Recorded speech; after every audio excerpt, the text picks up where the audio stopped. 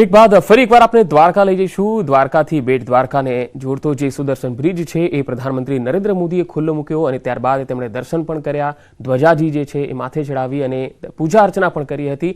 હાલ સંવાદદાતા મૌલિક ધામેચ અમારી સાથે દ્વારકાથી સીધા જોડાયા છે।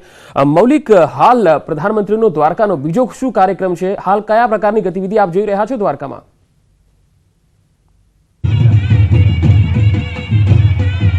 પંકજ, બિલકુલ આજના દિવસના પ્રધાનમંત્રી નરેન્દ્ર મોદીના અલગ અલગ 3 કાર્યક્રમો છે, જેમાં સૌથી પહેલાનો જે કાર્યક્રમ હતો તે બેટ દ્વારકાનો હતો। બેટ દ્વારકા ખાતે તેઓ દર્શન કર્યા અને ત્યારબાદ સિગ્નેચર બ્રિજ જે છે તેનું ઓપનિંગ કર્યું હતું। અત્યારે હાલ તેઓ ત્યાંથી પસાર થઈ તેમનો કોન્વોય જે છે તે દ્વારકા મંદિર ખાતે આવવા માટે રવાના થઈ ગયો છે।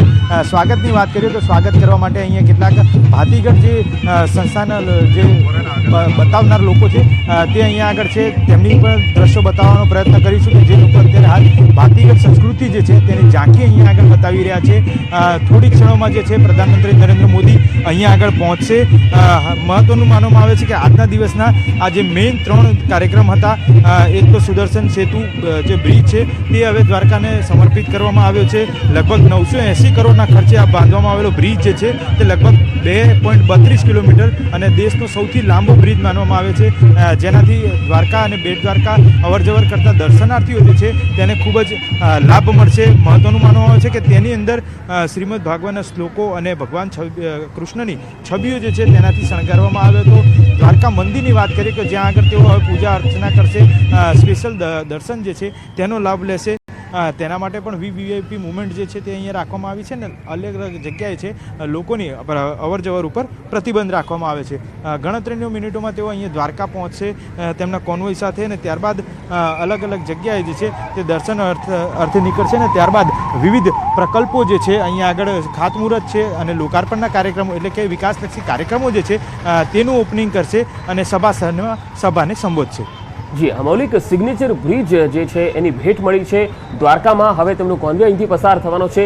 ત્યાંના સ્થાનિક લોકોમાં કેવો માહોલ છે, કેવો ઉત્સાહ છે?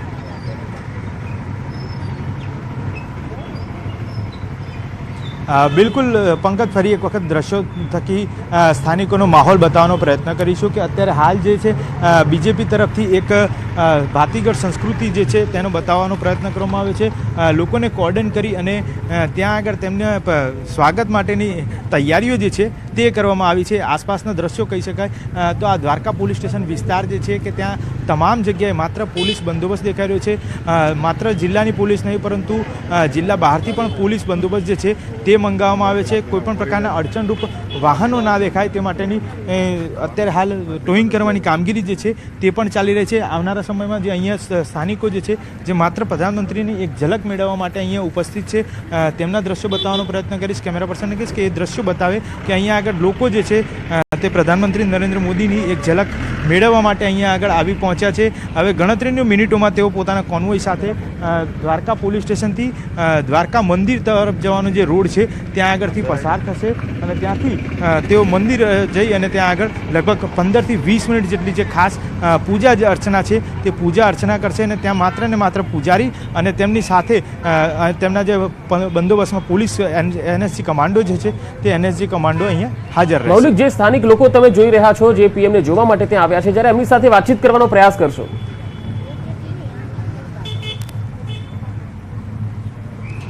બિલકુલ, મારા કેમેરા પર્સનને કહીશ કે દ્રશ્યો બતાવે અને તેમની સાથે વાતચીત કરવાનો પણ પ્રયત્ન કરીશું કે અહીંયા કેટલાક સ્થાનિકો છે, સ્થાનિકો શું કહી રહ્યા છે તે કોની ઝલક મેળવવા માટે અહીંયા છે।